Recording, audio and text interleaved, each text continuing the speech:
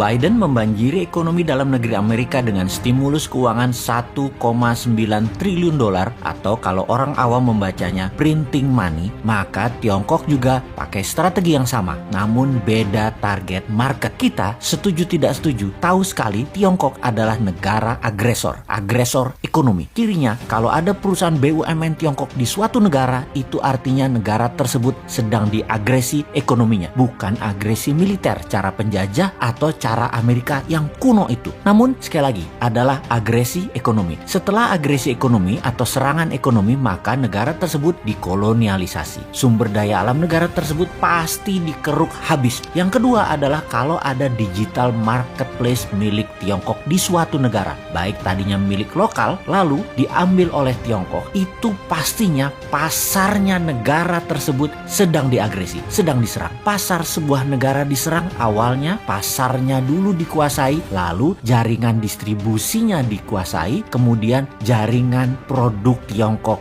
masuk. Kemudian ketika sistem pembayaran non-tunai asing masuk atau pembayaran non-tunai milik lokal kemudian dicaplok Tiongkok langsung atau tidak langsung, ini artinya sistem keuangan negara tersebut sedang diagresi. Semua ini terbungkus rapih dengan propaganda manisnya nanti ekonomi suatu negara tersebut jika bergabung dengan Tiongkok nantinya akan indah. Itu janjinya mereka, itu persepsi yang diberikan oleh mereka. Tapi nanti negara tadi suatu hari mereka jadi tua. Nanti negara yang diagresi tadi jadi kurus. Negara yang dikoloni jadi jelek, tak terawat karena nggak ada biaya maintenance, nggak ada biaya krim malam, nggak ada biaya sunblock, nggak ada biaya PRP, nggak dikrimbat rambutnya, nggak dipilates bodinya, nggak dikasih makan sehat tubuhnya. Begitu tua, jelek, penyakitan, pindahlah Tiongkok tadi cari bini baru. Sama, nggak bakal dirawat juga mereka. Ya dipakai terus aja sampai kering. Sedulur, perlukah kita urai apa sih yang negara tersebut atau negara selir-selir Tiongkok itu dikerjainnya? Juga ada pertanyaan, kok banyak sih negara mau jadi selirnya dan harus melayani kaisar Tiongkok tersebut? Strategi ekonominya ya sama seperti informasi di awal, dengan printing money. Itulah mengapa kita katakan berkali-kali, siapa negara yang pakai MMT? Ya hanya Tiongkok dan Amerika. Negara lain pakai teori ekonominya Adam Smith, pakai John Maynard Keynes, pakai ilmu-ilmu itu dah. Lalu bagaimana cara agar setelah SDA sebuah negara sudah di tangan, agresi berikutnya adalah pasar digital atau marketplace, dan setelah itu apa lagi? Yang dilakukan adalah mencekik ekonomi kelas bawah dengan mendapatkan dolar dari negara yang diagresi agar kering mata uang internasionalnya, agar kering mata uang multi currency negara yang diagresi tersebut. Tiongkok memberikan insentif di dalam negerinya. Insentif setiap dapat dolar dibayar renminbi 3 kali lipat. Misalnya baju batik dicetak di Tiongkok, dijual di marketplace. Batik Indonesia, buatan Indonesia, harga pasarannya adalah Rp150.000 untuk atasan. HPP garment di Solo katakan Rp80.000. HPP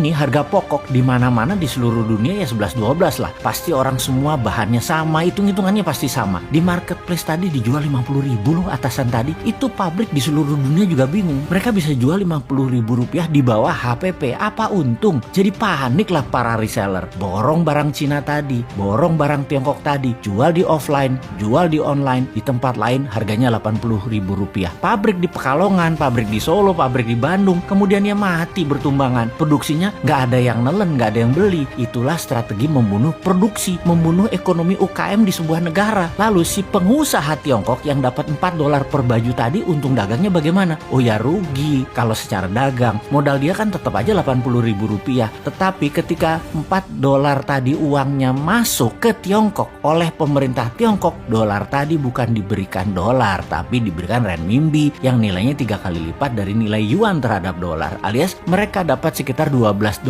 atau Rp150.000. Jadi modal tetap Rp80.000, jual dapat Rp150.000 karena dolarnya dikali 3 kan terhadap renminbi. Ya untung juga pedagangnya. Di sini dolar masuk Tiongkok dan renminbi dicetak aja, kasih ke rakyatnya sendiri. Toh untuk sektor produksi, Tiongkok print money renminbi 3 kali lipat transaksi dolar masuk ke Tiongkok. Itu kuncinya. Disinilah pedagang untung. Underlying printing renminbinya ada 2. 1, dolar yang nilainya sepertiga, sisanya manufaktur Tiongkok, sektor produktif, nggak bakal inflasi. Itulah teori MMT. Dengan satu strategi printing money, Tiongkok dapat dolar, Tiongkok dapat meningkatkan produksi, lagi, Tiongkok mematikan UKM negara koloninya, dan bisnis Tiongkok terus menyedot wilayah-wilayah lainnya lagi. Simpel kan bernegaranya mereka? Kok beginian aja nggak bisa ditiru sih? Tempe bener. Nyampe nggak sih ilmu beginian ke pejabat ekonomi dan keuangan negara? Oke lah, sing sabar ya kaum new mind, kita nonton aja old mind mainin negara. Walau nggak enak nontonnya, agak wagu, kikuk.